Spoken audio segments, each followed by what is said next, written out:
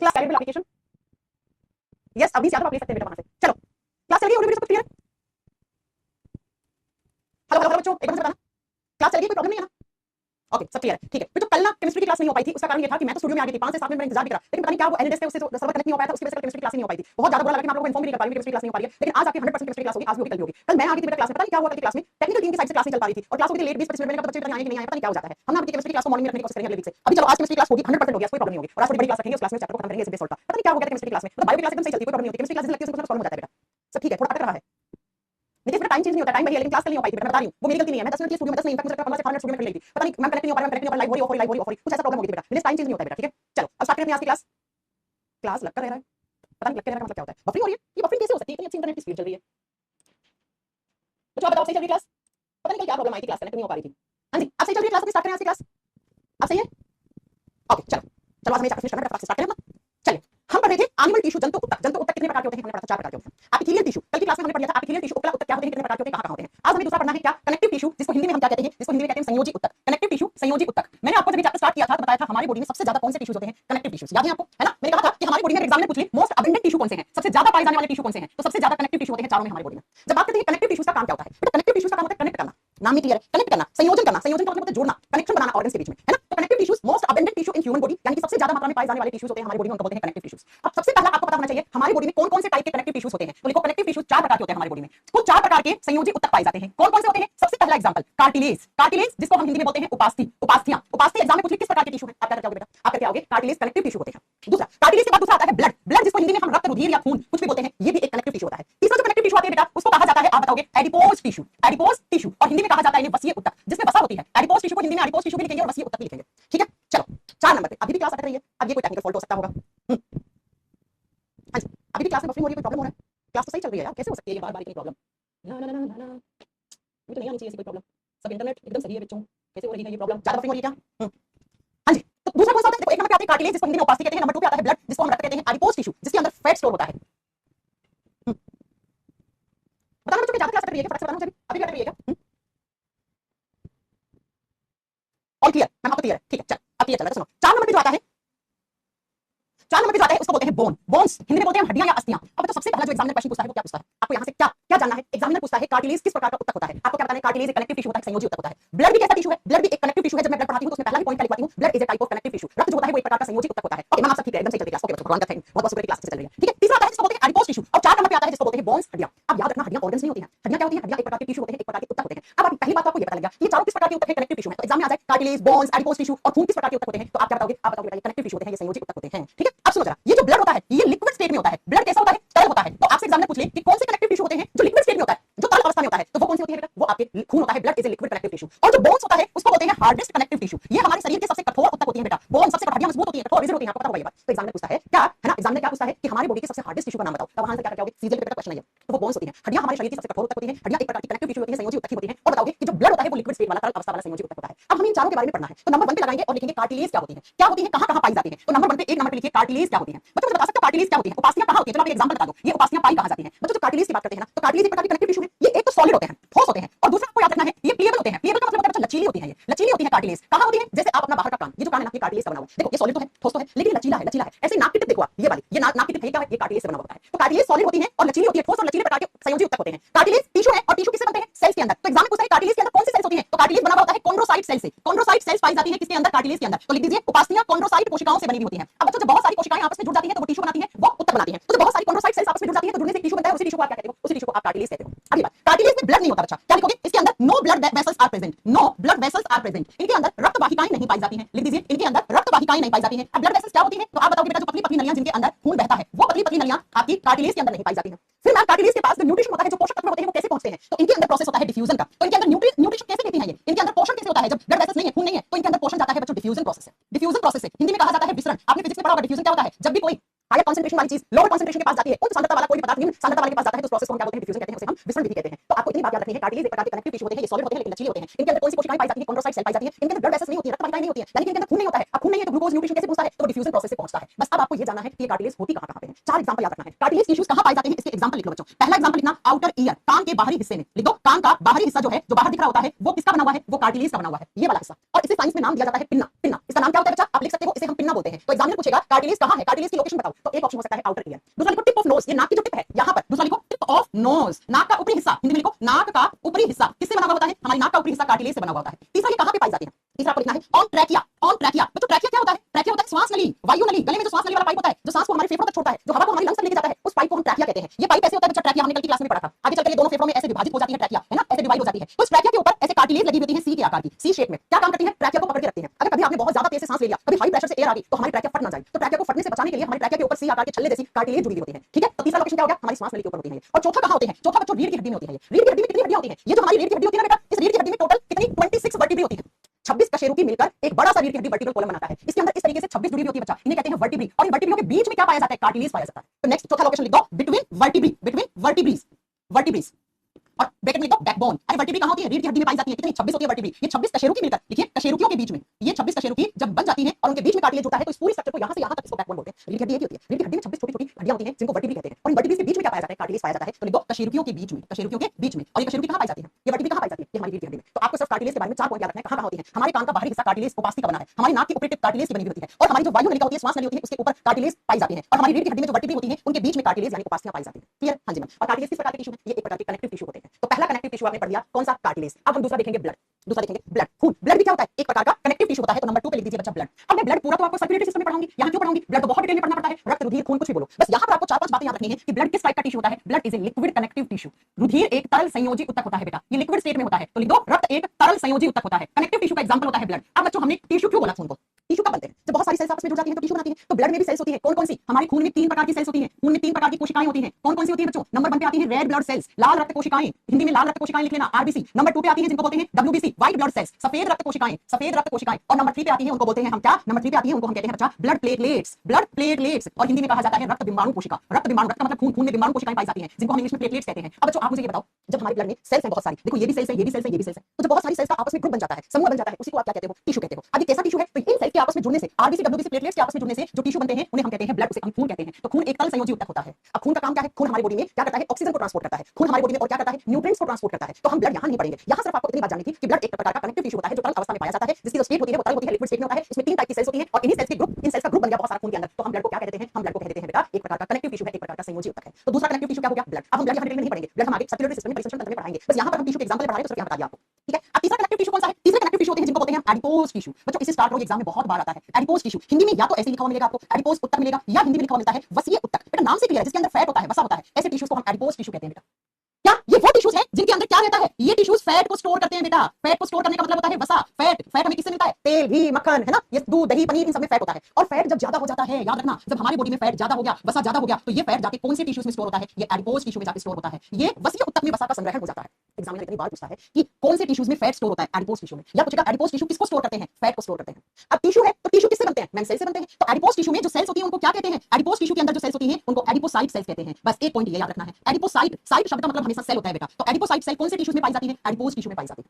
अब एग्जामिनर पूछता है कि एडिपोज टिश्यू का लोकेशन क्या है, ये हमारी बॉडी में कहां-कहां पाए जाते हैं। पहले मैं आपको दिखाती हूं कि एडिपोज टिश्यू दिखते कैसे हैं। आइए आपको एक फोटो दिखाते हैं जिससे आपको समझ में आएगा कि एडिपोज टिश्यू कैसे दिखते हैं। ऐसे दिखते हैं एडिपोज टिश्यू, ऐसे दिखते हैं। ये रही बच्चों आपकी एडिपोसाइट सेल, देखो एक सेल, दूसरी सेल, तीसरी सेल, वैसे बहुत सारी जब एडिपोसाइट सेल मिल जाती हैं तो एक टिश्यू बनाती है जिसको एडिपोज टिश्यू कहते हैं।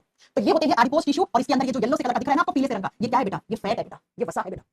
और जब हमारी बॉडी में फैट ज्यादा हो जाता है एडिपोज टिश्यू में, तो इंसान का मोटापा बढ़ जाता है। इंसान के अंदर फैट ज्यादा जमने से मोटापा बढ़ जाता है, ठीक है, इंसान की बॉडी का वजन ज्यादा हो जाता है। तो ये एडिपोसाइट सेल एडिपोज टिश्यू में होती है। और ये देखो ये हमारी स्किन है, और स्किन में देखो सबसे नीचे वाली लेयर के नीचे क्या है, एडिपोज टिश्यू की लेयर है। ये देखो, ये देखो दिख रहे हैं आपको, बिल्कुल दिख रहे होंगे। तो लिखेंगे लोकेशन कि कहां-कहां पाए जाते हैं एडिपोज टिश्यू। तो पहला लिखो बिटवीन, पहला लिखो आप हमारी स्किन की लेयर के नीचे। अब कौन सी स्किन लेयर के नीचे, लिख देना स्किन लेयर के नीचे, बीनीथ स्किन लेयर, ठीक है, त्वचा की परत के नीचे। अब त्वचा की कौन सी परत, सबसे अंदर वाली। और सबसे अंदर वाली परत कौन सी बताई थी क्लास में, सबसे अंदर वाली परत होती है जिसको हम हाइपोडर्मिस कहते हैं। हमारी त्वचा की सबसे अंदर वाली परत को हाइपोडर्मिस परत कहते हैं। और इसी परत के नीचे किसकी लेयर होती है, एडिपोज टिश्यू की। तो एग्जामिनर पूछेगा कि एडिपोज टिश्यू कहां-कहां है, तो पहला लोकेशन आपको पता चल गया, हमारी स्किन की लेयर, त्वचा की परत कौन सी, 3 नंबर वाली, सबसे अंदर वाली कौन सी होती है, हाइपोडर्मिस। दूसरा, ये टिश्यूज हमारे लीवर में भी पाए जाते हैं, हमारे यकृत में भी पाए जाते हैं, ये आपको याद रखना है, कहां पाए जाते हैं, यकृत में। और तीसरा लिखो in bone marrow, in bone marrow. Bone marrow क्या होता है, हिंदी में लिखोगे अस्थि मज्जा के अंदर। बच्चों जो लंबी लंबी हड्डियां होती हैं उनके अंदर की तरफ जो खोखला पार्ट होता है उसी को बोन मैरो कहते हैं। देखो कैसे, ये एक हड्डी है, देख लो। अब इस हड्डी में अंदर की तरफ ये जो खोखला हिस्सा पड़ा है ना बेटा, इसी को कहते हैं हम बोन मैरो। और इसी बोन मैरो के अंदर क्या पाया जाता है? इसी बोन मैरो के अंदर पाया जाता है एडिपोज टिश्यू का लेयर। और चौथा लिख दो, जो फीमेल में ब्रेस्ट होते हैं, है ना, उसके अंदर भी क्या पाया जाता है? ब्रेस्ट में पाए जाते हैं बेटा एडिपोज टिश्यू। लिख दोगे? आपके कमेंट्स तो रुक गए, कुछ सुन नहीं रहा है। कैसे पता लगेगा क्लास सही चल रही है कि नहीं चल रही है? हाँ, अब सही लिखा है, ठीक है, ओके, ठीक है कुणाल जी। तो आप बताओ कि बच्चा एडिपोज टिश्यू फैट को स्टोर करते हैं, या हमारी त्वचा की सबसे अंदर वाली परत के नीचे पाए जाते हैं, और हमारी यकृत में पाए जाते हैं, और हमारी जो लंबी लंबी हड्डियां होती हैं जिनके अंदर खोखला हिस्सा होता है, जिसको बोन मैरो कहते हैं, उसमें पाए जाते हैं, और जो महिलाओं में ब्रेस्ट होते हैं उसके अंदर सबसे ज्यादा क्या पाए जाते हैं? एडिपोज टिश्यू पाए जाते हैं। लिख दिया? अब आगे करें, आगे करें, बताओगे कहां कहां होते हैं? यस और नो, जल्दी बताओ, यस और नो। सही है, लिखे। तो तीसरा कनेक्टिव टिश्यू कौन सा हो गया अपना? Adipose tissue. अब 4 नंबर वाला देखते हैं। 4 नंबर पे आती है बोन्स। बोन्स नंबर 4 पे लिखो कनेक्टिव टिश्यू कौन सी होती है? हड्डियां, बोन्स, हड्डियां, अस्थियां, हिंदी में अस्थियां लिखो, या क्या लिखो बच्चा? हिंदी में लिख सकते हो आप हड्डियां। जब बात करते हैं हड्डियां कैसी होती हैं, हड्डियां भी एक प्रकार की टिश्यू है। और कौन सी टिश्यू है? ये भी कनेक्टिव टिश्यू है। हड्डियां हमारे शरीर में पाए जाने वाले संयोजी ऊतक होते हैं, कनेक्टिव टिश्यू होते हैं बच्चा। जबकि याद करना, मैंने अभी थोड़ी देर पढ़ाया था, ये सबसे ज्यादा हार्डेस्ट कनेक्टिव टिश्यू होते हैं। हमारे शरीर के सबसे कठोर ऊतक पूछे आपसे तो वो हड्डियां होती हैं। हड्डियों से कठोर तो कुछ होता ही नहीं है बेटा। देखा हड्डियों से मजबूत और कोई चीज नहीं देखा? ठीक है, अब आपको हड्डियों को टिश्यू क्यों बोला? टिश्यू कैसे बनते हैं? बहुत सारी सेल्स के जुड़ने से टिश्यू बनते हैं। तो सुनो, हमारी हड्डियों में 3 प्रकार की सेल्स होती हैं। There are 3 types of cells are present in bones. हड्डियों में 3 प्रकार की कोशिकाएं पाई जाती हैं। 3 प्रकार की कोशिकाएं पाई जाती हैं। अब ये कोशिकाएं कौन कौन सी होती हैं? बस ये सुन लो, आप नाम सुन लो। पहली जो हड्डियों के अंदर मिलती हैं उनको बोलते हैं ऑस्टियोसाइट सेल। ऑस्टियोसाइट्स एस लगा दो ज्यादा होती है बच्चों। ऑस्टियो शब्द का मतलब हमेशा क्या होता है? बोन होता है, हड्डी होती है। तो ऑस्टियो का मतलब हड्डी, साइट का मतलब सेल। जो सेल हड्डियां के अंदर होती हैं उनको ऑस्टियोसाइट बोलेंगे। दूसरी जो होती है उनको बोलते हैं ऑस्टियोक्लास्ट सेल। ऑस्टियोक्लास्ट, ऑस्टियोक्लास्ट लिख दो बच्चा, ऑस्टियोक्लास्ट सेल। और जो तीसरी होती है उनको बोलते हैं ऑस्टियोब्लास्ट सेल। इन तीनों में से कोई भी नाम आ जाए करके आना, ये हमारी बोन में पाई जाती है, ये हमारी हड्डियों में पाई जाती है। ऑस्टियोब्लास्ट, ऑस्टियोक्लास्ट, ऑस्टियोसाइट, ये तीनों सेल्स कहां पाई जाती है ना? आई बात समझ में? तो ये तीनों, ऑस्टियो शब्द का मतलब होता है बोन, हड्डी, ये तीनों हड्डियों में पाई जाती है। तो इन तीनों सेल्स के जुड़ने से ग्रुप बना, और उसी ग्रुप को आपने टिश्यू बोला, और उसी टिश्यू को आपने बोन बोल दिया, हड्डियां बोल दिया, हड्डियां बोल दिया। क्या मेरी बात समझ में आई? हाँ जी। अब आप सोच रहे हैं हड्डियों के बारे में डिटेल में पढ़ाएंगे, हड्डियां कितनी होती है, कहां होती है? जी बिल्कुल पढ़ाऊंगी, लेकिन कौन से चैप्टर में? स्केलेटल सिस्टम में, कंकाल तंत्र में, यहाँ नहीं। यहाँ सिर्फ आपको इतनी ही बात जाननी थी हड्डियों के बारे में। हड्डियां किसकी बनी होती है आगे पढ़ाएंगे, कैल्शियम और फास्फोरस के सॉल्ट से बनी होती है। हड्डियों में कोलेजन प्रोटीन होता है, ओसिन प्रोटीन होता है, हड्डियां 206 होती है, सारी बातें स्केलेटल सिस्टम में पढ़ेंगे। हमारा टिश्यू चैप्टर चल रहा है, तो हम सिर्फ टिश्यू में हड्डियों को क्यों रखते हैं, उसका कारण बताएंगे बस। होगी तो हड्डियां कौन से प्रकार के टिश्यू हो गए? Connective tissue. तो हमने पढ़ा कनेक्टिव टिश्यू कितने प्रकार के हो गए? 4 प्रकार के हो गए। अब अच्छा, ये 4 प्रकार के जो कनेक्टिव टिश्यू है ना, इनके अलावा भी 2 प्रकार के कनेक्टिव टिश्यू होते हैं, ठीक है? तो चलिए वो और पढ़ाते हैं आपको। इसके आधार पे, डेंसिटी के आधार पे, डेंसिटी के आधार पे, डेंसिटी का मतलब होता है घनत्व, है ना? कौन सा टिश्यू कितना घना है, कितनी डेंसिटी है इसके अंदर, घनत्व के आधार पर, on the basis of density, connective tissues are 2 types. जो संयोजी ऊतक होते हैं उनका एक और क्लासिफिकेशन होता है। कैसे? तो आप बताओगे बेटा कौन सा? पहला होता है loose connective tissues. Loose connective tissue, Hindi में बोलेंगे कम घने संयोजी ऊतक, कनेक्टिव टिश्यू। लूज का मतलब क्या होता है बेटा? ढीला, कम घना। तो आप लिख सकते हो ढीले संयोजी ऊतक, लूज कनेक्टिव टिश्यू, ढीले संयोजी ऊतक। और जो दूसरे होते हैं उनको बोलते हैं dense connective tissue. Dense connective tissue, जो ज्यादा गहरे हैं, जो ज्यादा गहरे हैं, जिनकी डेंसिटी ज्यादा है, उनको हम बोलते हैं बेटा गहरे या घने। गहरे या घना कैसे भी लिख सकते हो, घना लिख दो, घने संयोजी ऊतक, संयोजी ऊतक। यहाँ पर जो मैं आपको एग्जांपल बता रही हूँ ये भी कनेक्टिव टिश्यू ही है, ये भी संयोजी ऊतक ही है, ठीक है? एनिमल डिजीज के बारे में बताइएगा, कौन सी एनिमल डिजीज के बारे में बताएं? हाँ, कभी मेरा कमेंट क्यों नहीं पढ़ रही? बताओ क्या कमेंट है आपका, और किस चीज का कमेंट है, देख ले रही हूं मैं। हाँ जी बताओ, और किस चीज का कमेंट है? सबके कमेंट देख ले बेटा, कमेंट्स देखोगे तो क्लास कब चल पाएगी? हाँ चलो सुनो। तो डेंसिटी के आधार पर भी हम कनेक्टिव टिश्यूज का क्लासिफिकेशन करते हैं, वर्गीकरण करते हैं। एक होते हैं लूज कनेक्टिव टिश्यू, एक होते हैं डेंस कनेक्टिव टिश्यू। इन्हें बोलते हैं ढीले संयोजी ऊतक, इन्हें बोलते हैं घने संयोजी ऊतक, ठीक है? या गहरे घने कैसे भी नाम आ सकते हैं। इनकी डेंसिटी कम होती है, नाम से क्लियर है, इसलिए वो लूज है। इनकी डेंसिटी ज्यादा होती है, नाम से क्लियर है, फिर डेंस कनेक्टिव टिश्यू। इनमें एग्जांपल आपको दिखना है। देखो एग्जांपल लूज कनेक्टिव टिश्यू का एग्जांपल क्या होता है? इसमें आते हैं areolar connective tissue. Areolar connective tissue, Hindi में सेम नाम है बेटा, areolar connective tissue. Areolar packing का काम करता है हमारे बॉडी में। आई बात समझ में? ठीक है, इसे बोलते हैं एरियोलर लूज कनेक्टिव टिश्यू या एरियोलर कनेक्टिव टिश्यू। एग्जामिनर पूछ रहे हैं एरियोलर टिश्यूज किस प्रकार के टिश्यू हैं, तो आपको बोलना ये प्रकार के संयोजी होते हैं, कनेक्टिव टिश्यू होते हैं, कौन से? लूज होते हैं। यहां पे 2 एग्जांपल आते हैं बेटा, एक को कहा जाता है लिगामेंट, लिगामेंट को हिंदी में लिगामेंट या स्नायु दोनों नाम से बोलते हैं, और जो दूसरे होते हैं उनको बोलते हैं टेंडोन। टेंडोन को हिंदी में कंडरा कहा जाता है, कंडरा कहा जाता है। ये अब ये एरियोलर कनेक्टिव टिश्यू कहां होते हैं, इनका काम क्या होता है? एरियोलर कनेक्टिव टिश्यू का भी काम होता है प्रोटेक्शन देना। इनका काम होता है प्रोटेक्शन, सुरक्षा देना बेटा, सुरक्षा देना। और दूसरा काम लिख देना आप, इनका क्या होता है? इनका काम होता है बेटा, देखो मैं आपको थोड़ा सा एग्जांपल दे रहा हूं। आपको एक कोरियर पहुंचाना है, मोबाइल, मोबाइल सेंसिटिव चीज होता है। आप मोबाइल एक शहर से दूसरे शहर भेज रहे हैं, तब मोबाइल के बाहर क्या बना के, मोबाइल को आप थर्मा होती है ना, वो बबल शीट आती है, उससे रैप करके या पॉलीथीन में पैक करके आप भेजते हैं ना दूसरी जगह। ठीक है, ताकि मोबाइल आपका खराब ना हो, डैमेज ना हो। ठीक है बेटा, एरियोलर टिश्यूज होते हैं ना, वो हमारे ऑर्गन्स के बाहर ऑर्गन्स को पैक करने का काम करते हैं, पैकिंग करते हैं ऑर्गन्स की, जिससे ऑर्गन्स डैमेज ना हो। ये ऑर्गन्स को डैमेज होने से बचाते हैं बेटा, क्षतिग्रस्त होने से बचाते हैं ये। तो ये ऑर्गन्स की पैकिंग करने में काम आते हैं। ऑर्गन्स की पैकिंग, पैकिंग का मतलब समझते हैं ना, एक थैली जैसा संरचना बना देते हैं हमारे ऑर्गन्स के बाहर, पैकिंग करने वाले टिश्यूज बोलते हैं इनको।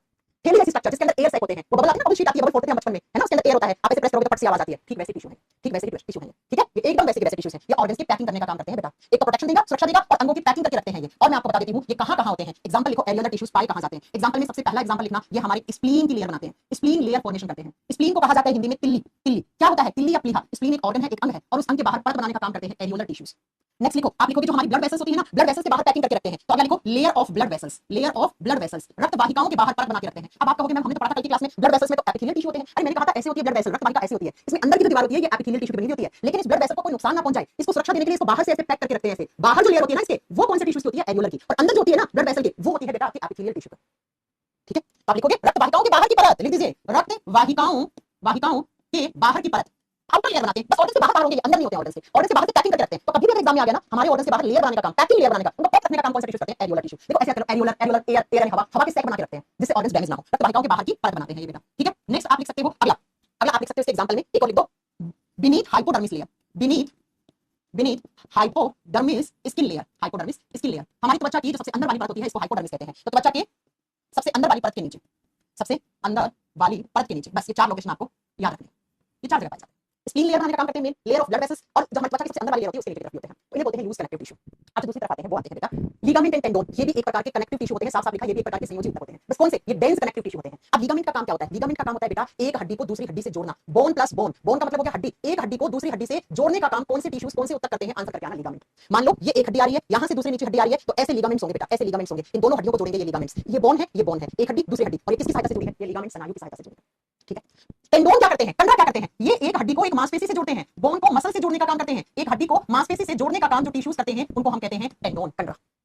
ठीक है, एक हड्डी है और मांस है, उसके बीच में कौन से टिश्यू होंगे, उसके बीच में टेंडोन, कंडरा टिश्यू। बस एग्जाम में पूछता है दो हड्डियों के बीच में पाए जाने वाले टिश्यू कौन से होते हैं, एक हड्डी और एक मांसपेशी के बीच में पाए जाने वाले कौन से टिश्यू होते हैं। एग्जाम में पूछेगा ऑर्गन्स की पैकिंग करने का काम कौन से टिश्यू करते हैं, एल्यूलर टिश्यू किस प्रकार के टिश्यू होते हैं, ये लो। तो यहाँ पर हमारे कनेक्टिव टिश्यू खत्म हो गए, तो एपिथेलियल टिश्यू कनेक्टिव टिश्यू दोनों खत्म हो गए। अब आता है तीसरा मस्कुलर टिश्यू, फटाक से पढ़ लो, थोड़ा सा पढ़ना है, खत्म हो जाएगा चैप्टर। 3 नंबर पे जो टिश्यू आते हैं उनको बोलते हैं मांसपेशीय ऊतक, मस्कुलर टिश्यू, मांसपेशीय ऊतक, नाम से क्लियर है, ऐसे टिश्यू जो मसल्स बनाते हैं, मांसपेशीय ऊतक जो मांस बना रहे हैं भैया, मांस है हमारी बॉडी में, हमारे शरीर का 40 से 50% वजन सिर्फ मांस की वजह से होता है। ठीक है, मस्कुलर टिश्यूज क्या बनाते हैं, ऐसे टिश्यू जो मसल्स बनाते हैं, मसल्स फॉर्मेशन का काम करते हैं, जो मांसपेशी बनाते हैं, मांसपेशियों को बनाने वाले टिश्यूज मस्कुलर टिश्यू कहलाते हैं। मांस मांस है ना आपके बॉडी में, आप जानते हैं मस्कुलर टिश्यूज हमारी बॉडी का 40 से 50% वेट इसी की वजह से होता है। आपके शरीर का जो कुल वजन है ना वो 40 से 50% वजन सिर्फ और सिर्फ मसल्स की वजह से, मांसपेशियों की वजह से। ठीक है, आई बात समझ में। बात आती है मसल्स का काम क्या होता है, आपके बॉडी में जितने भी सारे मूवमेंट होते हैं, मूवमेंट का मतलब गति होती है हमारे शरीर में, वो सारी किसकी वजह से होती है, मसल्स की वजह से। हाथ को ऐसे ऐसे मूव करवाया, हड्डियों में मूवमेंट नहीं होता है, हड्डियां कभी अपनी जगह से नहीं खिसकती हैं, उठ रहे हो, बैठ रहे हो, भाग रहे हो, दौड़ रहे हो, सो रहे हो, ये सारे जो बॉडी के पोस्चर बन रहे हैं और जो आपकी बॉडी में मूवमेंट हो रही है, हाथ चल रहे हैं ऐसे, इस चलाने का काम किसका है, मांस का, मसल्स का, मसल्स का। और मांस किस तरह का होता है तो बताओ जरा, मस्कुलर टिश्यूज का काम क्या है, मूवमेंट करवाना, गति करवाना हमारे बॉडी में, बॉडी का पोस्चर बनाना, ये सारे काम मसल्स के होते हैं, हड्डियों के नहीं होते हैं। और मांस किस तरह का होता है, लाल कलर का। तो एग्जाम में पूछता है लाल कलर का मांस किसकी वजह से होता है, red colour of muscles is due to which present of which pigment, कैसे भी प्रश्न पूछ सकता है। तो हमारी मांसपेशियों में मायोग्लोबिन नाम का पिगमेंट होता है बच्चों, हीमोग्लोबिन खून को लाल रंग देता है, मायोग्लोबिन हमारे मांस को लाल कलर देता है, इसीलिए हमारा मांस लाल कलर का है बेटा, लाल कलर का मांस होता है। और जब आप मसल्स के बारे में डिटेल में स्टडी करते हो, अध्ययन करते हो, तो उस ब्रांच को कहा जाता है मायोलॉजी। मायोलॉजी वो ब्रांच है, वो शाखा है जिसके अंदर आप मसल्स के बारे में स्टडी करते हो, मांसपेशियों के बारे में अध्ययन करना मायोलॉजी कहलाता है। और याद रखिएगा कितनी मसल्स होती है ह्यूमन बॉडी में, 639 से लेकर 700 के बीच में। कभी कभी एग्जाम में क्वेश्चन आता है ह्यूमन बॉडी में कितनी मांसपेशियां, तो ऑप्शन में सिर्फ 639 है, तो इसको टिक करके आ जाना। रेंज में दिया हुआ है तो 639 टू 700 रेंज दे देना बच्चा, रेंज दे। 639 तो मिनिमम मसल्स होती है, मांसपेशियां होती हैं। क्वेश्चन जो बनता है वो ये बनता है हमारे शरीर में 40 से 50% वजन किसकी वजह से, मसल्स की वजह से। मसल्स के जुड़ने से कौन सा टिश्यू, मस्कुलर टिश्यू, हमारी बॉडी के मूवमेंट्स, गति, हाथ हिलाना, पैर हिलाना, है ना, सोना उठना बैठना दौड़ना भागना, किसकी वजह से, मांस की वजह से, मसल्स की वजह से। मांस कैसा होता है, लाल कलर का, क्यों, क्योंकि कौन सा पिगमेंट है, मायोग्लोबिन, मायोग्लोबिन। और आपसे पूछे मसल्स के बारे में स्टडी करना, मायोलॉजी। और मसल्स कितनी होती है, 639 टू 700 मसल्स होती है। ठीक है, अब बात यह है बेटा, ये जो मसल्स होती है ये 3 प्रकार की होती है। ह्यूमन बॉडी में there are 3 types of muscles, 3 प्रकार की मांसपेशियां पाई जाती हैं। कौन कौन सी, चलिए आपको एक फोटो दिखा के पढ़ाते हैं, जरा ध्यान से सुनो। हमारी बॉडी में 3 प्रकार की मसल्स होती हैं, ये देखो कौन कौन सी मसल्स हैं। ऊपर लिखा हुआ है मस्कुलर टिश्यू, मांसपेशीय ऊतक या पेशीय ऊतक, हिंदी में मांसपेशी या पेशी दोनों शब्द से बोलते हैं, आप किसी भी शब्द से आप इसको लिख सकते हो। 3 प्रकार की मांसपेशियां होती है, टोटल होती कितनी है, तो 639 टू 700 के बीच में मांसपेशी होती है टोटल। अब कौन कौन सी होती है, पहली मांसपेशी होती है उसको बोलते हैं स्केलेटल मसल्स, कंकालीय मांसपेशी। दूसरी होती है उसको बोलते हैं स्मूथ मसल्स, चिकनी मांसपेशी। और तीसरी होती है उसको बोलते हैं कार्डियक मसल्स, हृदय मांसपेशी। तो याद कैसे करें, एसएससी का एग्जाम होता है एसएससी, ठीक है, पहले एस का मतलब है स्केलेटल, दूसरे एस का मतलब है स्मूथ, और सी का मतलब होता है कार्डियक, यानी हृदय की मांसपेशियां। 3 प्रकार की मसल्स होती हैं, स्केलेटल, स्मूथ और कार्डियक। ठीक है, स्केलेटल मसल्स कहां होती हैं, स्केलेटल मसल्स जो होती हैं वो हमारी बॉडी में मूवमेंट का काम करवाती हैं, हमारी इच्छा से काम करती हैं। ये वो मसल्स होती हैं जो हड्डियों से अटैच होती हैं और बॉडी में मूवमेंट का काम करवाती हैं, गति का काम करवाती हैं। और ये वो मसल्स हैं जो वॉलंटरी हैं। वॉलंटरी का मतलब होता है ये हमारी इच्छा से काम करती हैं। बेटा 2 शब्द होते हैं, एक होता है वॉलंटरी, एक होता है इनवॉलंटरी। वॉलंटरी का मतलब होता है मेरी इच्छा से काम करना, इनवॉलंटरी का मतलब होता है अनैच्छिक, मेरा कोई कंट्रोल नहीं है जिसके ऊपर। तो जरा ध्यान से सुनो क्या, कि ये वो मसल्स हैं जो हमारी इच्छा से काम करती हैं, इन्हें वॉलंटरी मसल्स कहते हैं। बच्चों ये एग्जाम में क्वेश्चन आता है कि मनुष्य के शरीर में उन मांसपेशियों का नाम बताओ जो वॉलंटरी हैं, जो ऐच्छिक हैं। अब मैंने कहा होती है, सुनो, मैंने इस हाथ को ऐसे मूव करवाया, ये मेरी मर्जी से है, तो ये मसल कौन सी है, वॉलंटरी। ये कौन सी है, वॉलंटरी। यहां है, ये कौन सी है, वॉलंटरी, ये मेरी मर्जी से काम कर रही है, ये मैंने गर्दन को ऐसे घुमाया, मेरी मर्जी है, मैं इसको कंट्रोल कर पा रही हूं ना, हां जी मैम। तो ये कौन सी मसल्स है, स्केलेटल मसल्स। ये वो मांसपेशियां होती हैं स्केलेटल मसल्स जिनको हम अपनी मर्जी से काम करवाते हैं। ये लो ऐसे घूम गई मैं, तो मेरे साथ साथ मेरा मांस ऐसे घुमा, तो वो कौन सी मसल्स है, वो स्केलेटल मसल्स है। तो बाइसेप्स, ट्राइसेप्स, जांघ में होती है ये सब, है ना, पांव में, हाथ में जो मूवमेंट हमारी बॉडी में होते हैं वो सारे स्केलेटल मसल्स की वजह से होते हैं। और स्केलेटल मसल्स वो मसल्स होती हैं जो वॉलंटरी होती है, हमारी इच्छा से काम करती है। और दूसरा कौन सी होती है, दूसरी होती है स्मूथ मसल्स, चिकनी मांसपेशी। याद रखना, चिकनी मांसपेशी कैसी होती है, ऐसे आंख की जैसी शेप वाली होती है, आंख ऐसी होती है ना, आंख जैसी होती है, ऐसे आंख जैसी होती है। ठीक है, आगे बात समझ में। और याद रखना कहां होती है, ये हमारे पेट में पाई जाती है, ये हमारी छोटी आंत, बड़ी आंत और हमारी फूड पाइप में पाई जाती है। तो अपना जो भोजन वाला पाइप है ना, जिसको ईसोफेगस कहते हैं, उसके अंदर होती है, छोटी आंत में होती है, बड़ी आंत में होती है, पेट में होती है। और ये नेचर से कैसी होती है बेटा, ये इनवॉलंटरी होती है। ये नेचर में कैसी होती है, इनकी प्रकृति इनवॉलंटरी यानी अनैच्छिक होती है, इन पे हमारा कोई कंट्रोल नहीं है बच्चों।